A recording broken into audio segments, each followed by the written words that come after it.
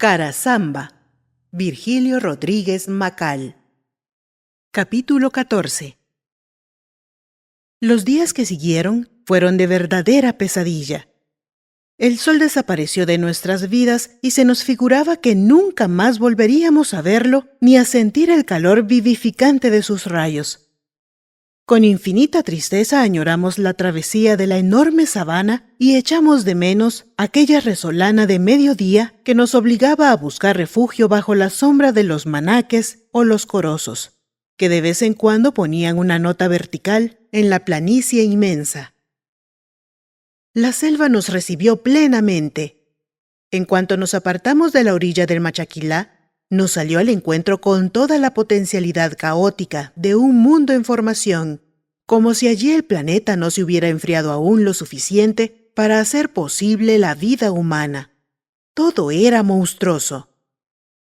Los árboles inmensos y variados se confundían con apretado connubio y con tonos tan diversos como sus tamaños. Unos eran verdes y lustrosos, como enormes y ligosas serpientes, otros rojos como la sangre, otros blancos o cenicientos. Las ceibas, los guarumos, los palogiotes, los conacastes. Bosques interminables de caobas, maquilisguates, cedros, irayoles y el mare magnum del caulotal. De vez en cuando la nota brillante y amarilla de la flor del palo blanco, un caos vegetal, desordenado e imposible, con los musgos, las lianas y las parásitas enmarañadas como inmensas lombrices colgantes. Las enredaderas de mil variedades, cual agobiantes fundas salpicadas de quebracajetes. De vez en cuando deteníame admirando extraños fenómenos. De un corpulento tronco, allá arriba, por donde se bifurcaban sus enormes brazos, salía hacia lo alto, como surtidor, el ramaje de una palmera. ¿Cómo podía ser el fenómeno de una palmera creciendo sobre otro árbol? Observando atentamente, pude ver que el tronco exterior no era sino un viejo matapalo que venía estrangulando a la palmera desde hace mucho tiempo atrás, teniéndola ya ahogada, completamente rodeada, dejándole libre tan solo la empenechada cabeza para aspirar, en agónico frenesí, las últimas brisas de la selva. Los bejucos se entrelazaban como víboras inmensas formando un laberinto de columpios. Por vez primera vimos a los grandes monos araguates brincando sobre nuestras cabezas, y desde entonces, día a día, nos perseguían por la altísima fronda, arrojándonos una lluvia de ramas e inmundicias. En varias ocasiones disparamos tiros para ahuyentarlos, y entonces desaparecían saltando en el ramaje y haciendo retumbar las verdes bóvedas de su ronco griterío. Hubo ocasiones en que, enojado por el constante arrojar de palos, disparé a matar con el rifle grande. Antes de caer sobre el abrojal del suelo, se quedaban colgados de la cola, y como seres humanos del comienzo del mundo, miraban para abajo con incomprensión estúpida, y se taponaban la herida con manojos de hojas. Poco a poco iban debilitándose hasta que la cola no los sostenía más, y se venían desde 50 pies de altura, produciendo un ruido macabro al rebotar en el suelo. Todo era igual, desesperadamente igual. Uniforme todo hasta que Pedro perdió el rumbo. Ambulamos de arriba para abajo durante 6 días, con la angustia terrible de sentirnos perdidos. Nadie sabe lo que es esa angustia hasta que no la ha vivido. Perdidos en la selva enorme e indiferente, en donde la muerte es menos extraña que la vida misma. Dormíamos angustiados en cualquier lugar. Guindábamos las hamacas en el sitio menos tenebroso. Los zancudos envolvían nuestros mosquiteros de tal manera que del lado interior se veían negros. Tal era la cantidad que pugnaban por entrar. Un zumbido enloquecedor nos iba por fin adormeciendo en una especie de letargo febril. Nuestro único consuelo eran las mulas, que llevaban toda la carga pacientemente, ya que estaban en mejores condiciones que nosotros. Por doquiera había que pastar para ellas, y cuando no había nada, Pedro encontraba los palos de Ramón, ese misterio providencial de las selvas peteneras. Las mulas comían sus hojas y sus ramas con gran deleite, y las alimentaba mejor que el mejor pasto. Fue una de estas las que nos salvó. Venteó el agua desde gran distancia, pues hacía ya 2 días que se había terminado la de nuestras cantimploras. La sed en la selva, para el que no la conoce, no es problema, pues encontrábamos bejucos de uva o de camarón, que al cortarlos con el machete destilaban agua fresca y purísima, filtrada a través de sus poros diminutos. Pero nos costaba mucho trabajo reunir cantidades suficientes en una olla para que las pobres bestias bebieran, y tenían que contentarse con la humedad de las hojas que rumiaban. La mula levantó la cabeza y rebuznó alegremente, emprendiendo un corto trotecito a través de los helechos. La seguíamos a grandes pasos, tropezando y cayendo sobre los podridos troncos, tratando de seguirla para que no fuera a perdérsenos. Al cabo de un rato, llegamos a un cañón de agua dormida que iba culebreando entre la selva. Era un creek, como le dicen en el Petén a aquellas vías de agua, castellanizando el nombre en inglés de creek que le dan los beliceños. Pedro no conocía la región, pero la geografía de su departamento se la sabía al dedillo, como todo rumbero. Comprendió que estábamos cerca de Santa Amelia y que el creek aquel desembocaría al río. Tomamos de aquella agua caliente y turbia y llenamos nuestras cantimploras. Luego seguimos por su margen en la dirección que, casi imperceptiblemente, llevaba la corriente. Caminamos con mucho cuidado porque habíamos visto varias víboras.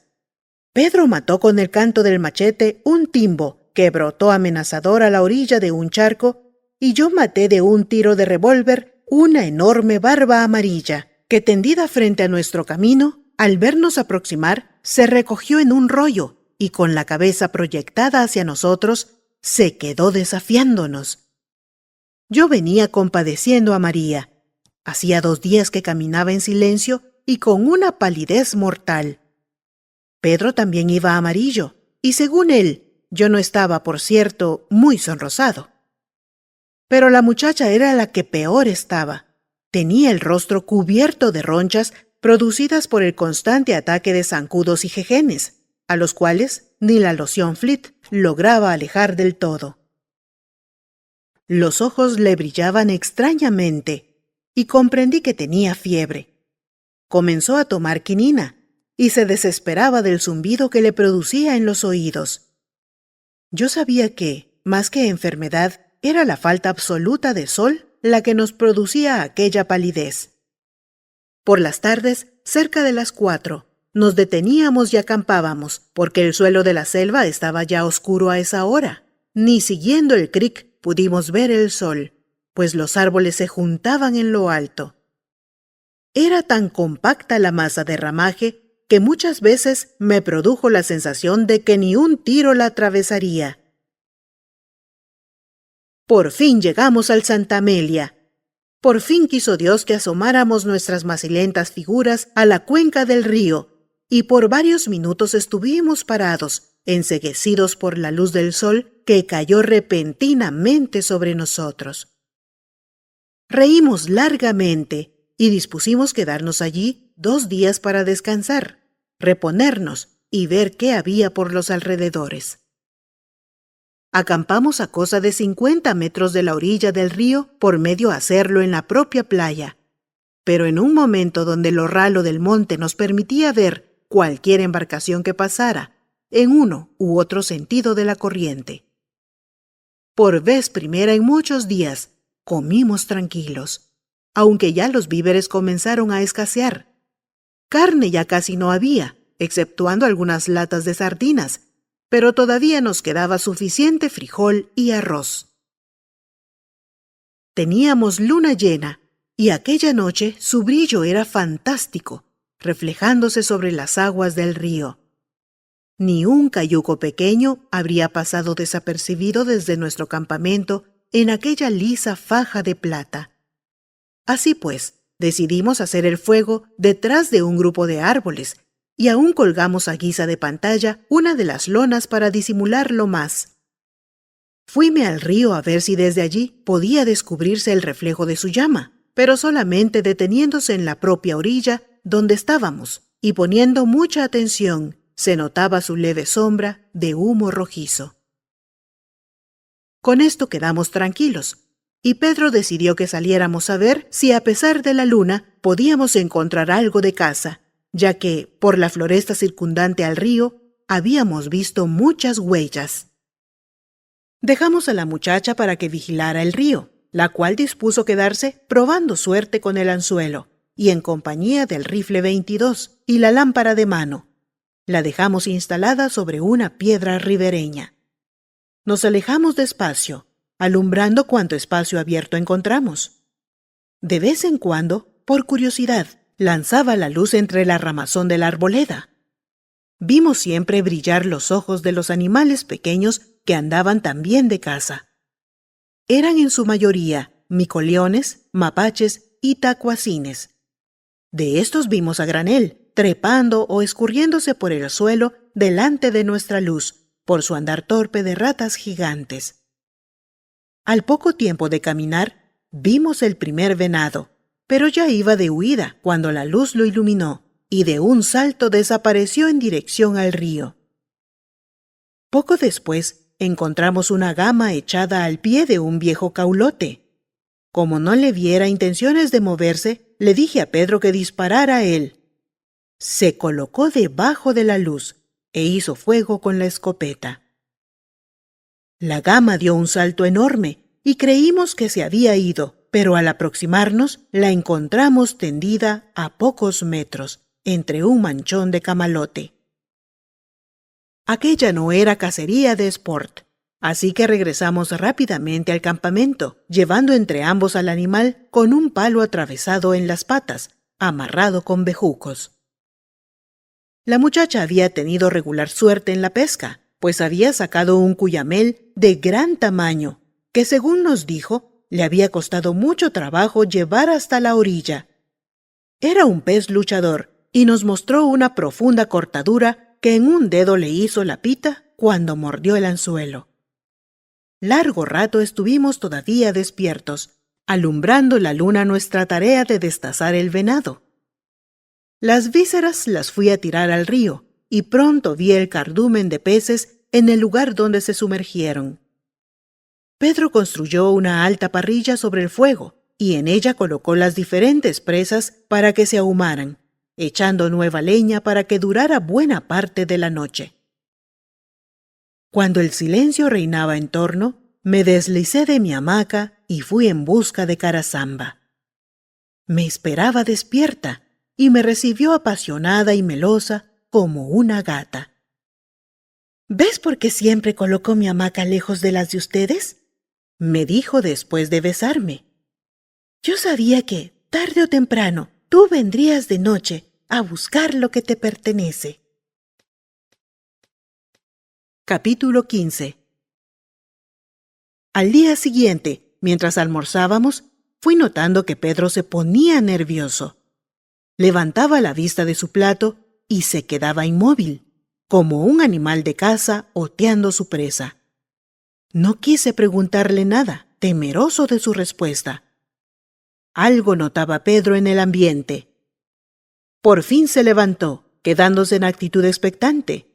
Con la muchacha lo imitamos, pero nada vimos ni oímos. De pronto, comencé a percibir un lejano sonido como de ronroneo. Crecía por oleadas y desaparecía completamente. Al rato volvió a sonar aquel extraño ruido, pero ya en forma claramente perceptible. ¡Lancha!, gritó Pedro, corriendo a echar tierra sobre la hoguera. Nosotros lo imitamos febrilmente y pronto habíamos enterrado la brasa y el humo no salió, sino en una tenue columnita. Para entonces, cuando hubimos terminado, se oía perfectamente el ruido del motor que venía subiendo la corriente. Tomamos las armas y nos fuimos a ocultar entre los altos camalotes de la orilla, desde donde podíamos ver las 70 brazadas de anchura del río, que era, como todos los de la región, en esa época del año, de abundante y profundo caudal. Largo rato esperamos, y por momentos se apagaba el ruido por completo, para renacer de nuevo con más intensidad. La lancha estaba cerca, y eran las curvas del río las que alejaban el sonido temporalmente. Por fin, la vimos aparecer tras una península de camalotes. Era una lancha de regular tamaño y mediana velocidad, pintada de blanco y rojo, y tapada con un toldo de lona. La bandera nacional ondeaba a popa, y pronto aparecieron, siguiéndola, 3 cayucos a gran velocidad. Entonces nos dimos cuenta que venían remolcados. Tanto los cayucos como en la embarcación a motor vimos mucha gente. No pudimos contarlos porque la distancia era aún larga, pero sí distinguimos uniformes azules y maltrechos kepis. También venían paisanos con sombreros de petate. La comitiva pasó a 10 metros escasos de donde nosotros observábamos. Entonces pudimos ver que, en total, sería una 20, y que todos iban armados. «Con toda seguridad que van a dejar los cayucos con su gente en la entrada de los creeks, para que los remonten buscándonos», susurró a mi lado Pedro. Con toda claridad oímos sus voces. «¡No descuiden las orillas, muchá!», gritó alguien desde la lancha en los cayucos. «Si ven cualquier novedad en la orilla o cualquier lancha, avisen luego para parar». Pasó el fatídico desfile tan rápido como llegó, y nos quedamos largo rato aún encuclillados entre las húmedas hojas. Nuestra actitud no era ya de escondite, sino de gran desconsuelo. De manera que habían tomado tan en serio nuestra persecución hasta el colmo de movilizar a todas las guarniciones de Petén y aún Izabal. No cabía duda que era el propio presidente quien lo había ordenado, y a ello se debía aquel despliegue inusitado de actividad en las siempre solitarias regiones selváticas de aquella parte de mi patria. Como si Carasamba hubiera adivinado mis pensamientos, me tomó la mano y me miró largamente con los ojos llenos de lágrimas. «No hay duda que quieren cogerte vivo o muerto», me dijo amargamente.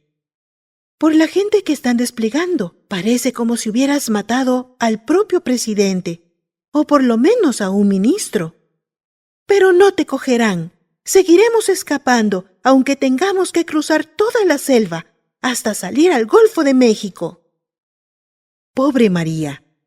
Di gracias a Mirea de no enterarla de que a ella la buscaban con tanto o más empeño que a mí. Pedro tosió significativamente y vi su mirada de comprensión. Decidimos aprovechar ese mismo instante para cruzar el río, ya que la lancha no tardaría en regresar en su constante patrullaje, y no podríamos hacerlo sino a la sombra de la noche, lo que era peligroso por los lagartos. Recogimos el campamento, los pedazos semiahumados del venado y cargamos nuestra mula. Esta vez nos desvestimos quedando en ropa interior y colocamos zapatos, trajes y armas sobre la mula de Carasamba, perfectamente cubiertos con la lona. Trabajo nos dieron las bestias para hacerlas entrar en el agua, hasta que yo me metí y comencé a tirar de ellas con un lazo. Entonces se lanzaron y comenzaron a nadar rápidamente. La muchacha iba asida a la cola de la última mula, y así cruzamos por fin el Santa Amelia, sin mayor dificultad. Nos vestimos e iniciamos la marcha inmediatamente. Pedro desvió su rumbo ligeramente al norte. «Es mejor que evitemos el arroyo Maculis», me dijo, «porque en esta época está crecido y es navegable en cayucos. No vaya a ser que nos anden buscando por ahí también, puesto que el Maculis se mete en el Pasión». Aquella noche, acampados otra vez en plena selva, a 3 leguas del norte de Santa Amelia, nos sorprendió la luna, cuyo retozo plateado se colaba débilmente entre el ramaje. Retornaron las horas terribles de angustioso avanzar en medio de aquellas inmensas soledades verdinegras. Un día amaneció lloviendo y la selva se puso más tétrica.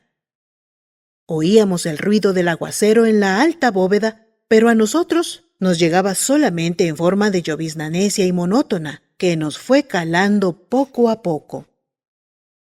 Pronto, el suelo se puso chagüitoso, y nuestras mulas tenían dificultad en avanzar sobre aquel piso blando y barroso. Carasamba iba cabalgando, cubierta con una lona.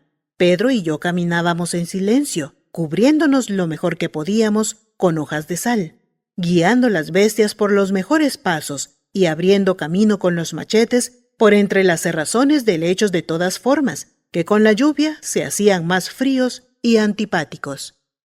Pronto encontramos una región de suampos y pequeños creeks, tan abundantes y difíciles de franquear que en 2 días calculamos que habríamos recorrido, cuando más, 10 kilómetros. Con la lluvia que se mantuvo por 2 días, se alborotó el zancudero terrible, y los creeks engrosaron su caudal.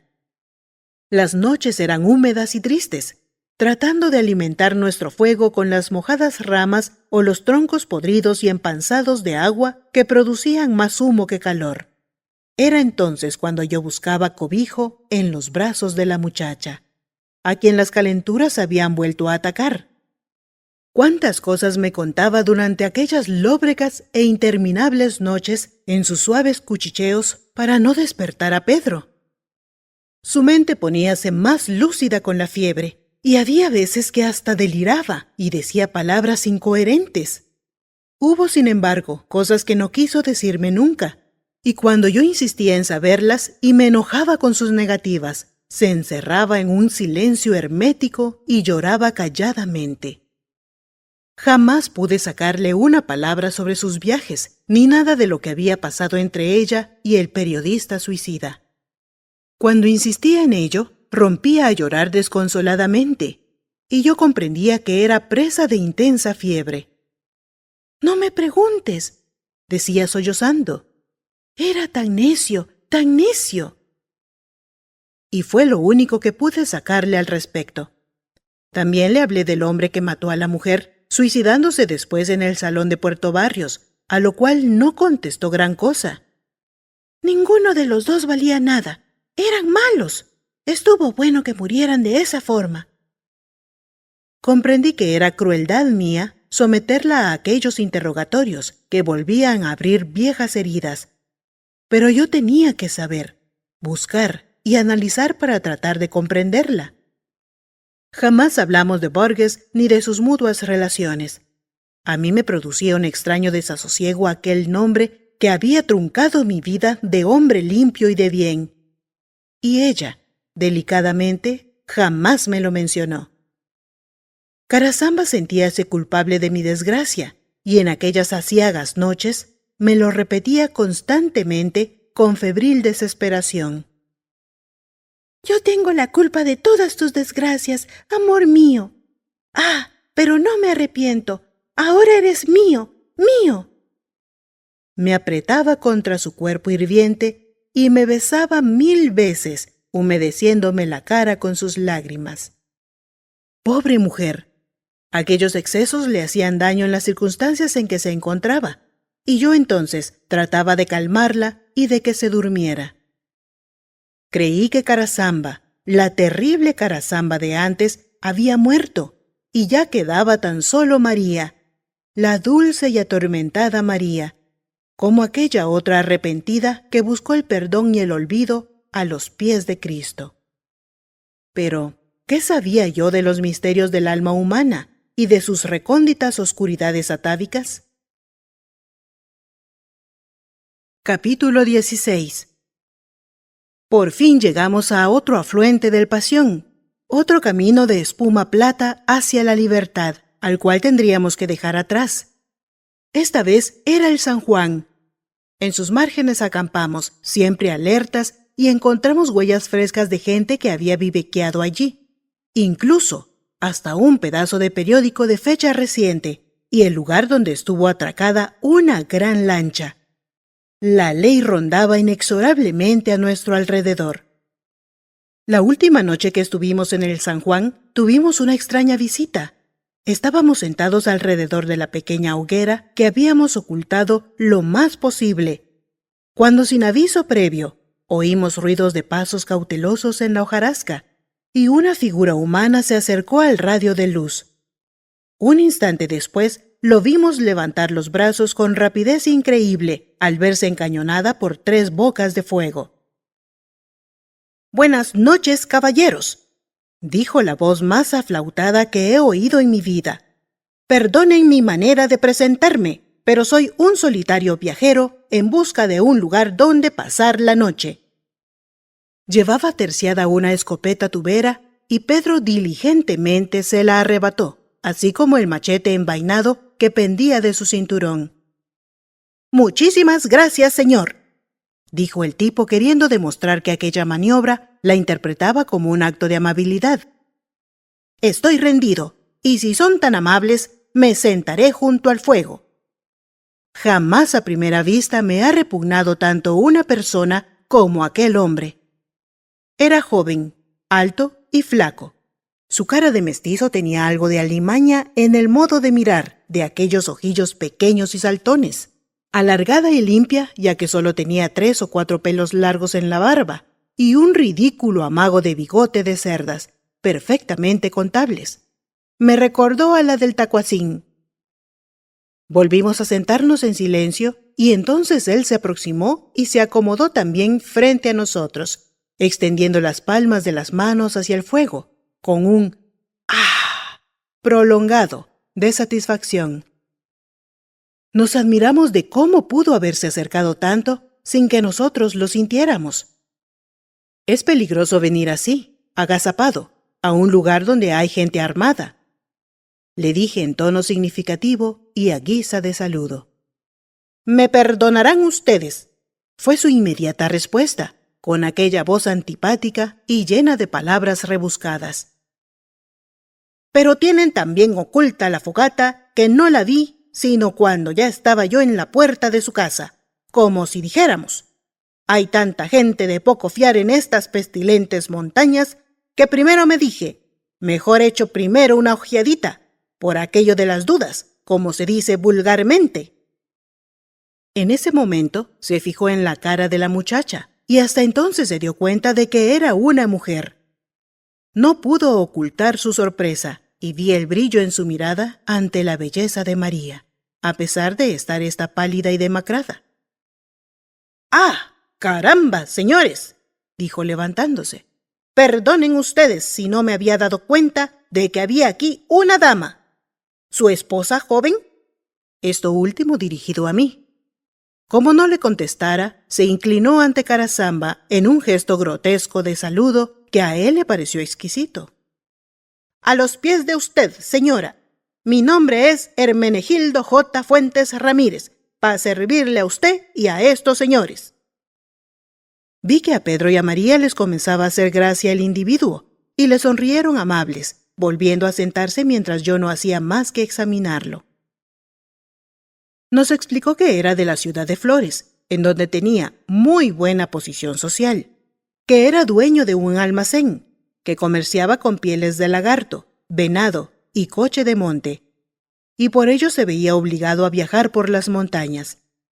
Todo esto lo iba relatando con un palabrerío rebuscado y pedante, tratando de deslumbrar a la muchacha con su lenguaje y elegancia. «Pero esta vez», proseguía, «mi expedición no ha sido tan afortunada como otras veces, porque en el río Santa Mónica mis criados, que ahora tuve que traer nuevos, pues los antiguos tenían que quedarse atendiendo mi negocio en Flores, se pusieron de acuerdo para hacerme un golpe de estado y robarme. Sí, señores, cometieron la iniquidad de darme a escoger entre la bolsa o la vida, como se dice vulgarmente. Me dejaron plantado en medio de la montaña, llevándose mi lancha de motor nuevecita, mis armas modernas y una suma regular de dinero. Digamos, a ver, sí, cosa de 2,000 quetzales. Por suerte, esta vez traía poco dinero, porque mis agentes ya me habían informado que la cosecha de cueros no andaba este año como Dios manda, como se dice vulgarmente. ¿Y pa' qué echó el rumbo pa' acá en lugar de dar la vuelta y salir del monte por donde entró? Preguntó Pedro muy acertadamente, comenzando él también a cansarse de la chachalaca de aquel hombre. La pregunta de sopetón le tomó algo descuidado, pero don Hermenegildo reaccionó. Verá usted, es que los muy indinos, con el permiso de la señora aquí presente, se dirigieron pa' estos rumbos. Yo decidí seguirlos de atrasito y quejarme ante las autoridades de Izabal, porque se ha dicho entre nosotros, y con permiso de la señora, las de Flores son muy, ¿cómo decir?, un poco aguadas, y no los perseguirán como Dios manda. ¿Dice usted que vino por el Santa Mónica? Pregunté interrumpiéndole. Al instante vi que Pedro y María se ponían en tensión, comprendiendo a dónde iba mi pregunta. Como le dije hace un ratito, señor, allí fue donde los muy indinos, otra vez con permiso de... Volví a cortarle. Qué extraño me parece. En el Santa Mónica debió usted encontrar una fuerte escolta patrullando el río. ¿Cuándo estuvo en el Santa Mónica? Esta vez, la cara del hombre mostró sincera extrañeza. No puede ser, señor. Yo entré por el Pasión al Santa Mónica. Lo remonté durante 5 días, corriente arriba, y en el punto donde desembarqué, es decir, donde los ladrones me robaron, y gracias a que hubo uno que se apiadó de mí, y me dio su escopeta y su machete, que son estos que porto, y hasta me dio un ponchito y unas cuantas tortillas tiesas, como iba diciéndole, hasta el punto donde me robaron y donde yo me interné en persecución de los bandidos, no encontré un ser humano. ¿De qué patrulla me hablan? De una escolta que está persiguiendo a una partida de contrabandistas de chicle. Le respondí inmediatamente. Por cierto que ya no tarda en llegar aquí la que los busca, por las márgenes de este río. El hombre pareció interesado con la noticia, y vi su mirada temerosa dirigirse a la oscuridad circundante en un movimiento impulsivo que no pudo refrenar. Pronto se serenó. ¿Vendrán aquí hoy mismo, esta noche, los del resguardo?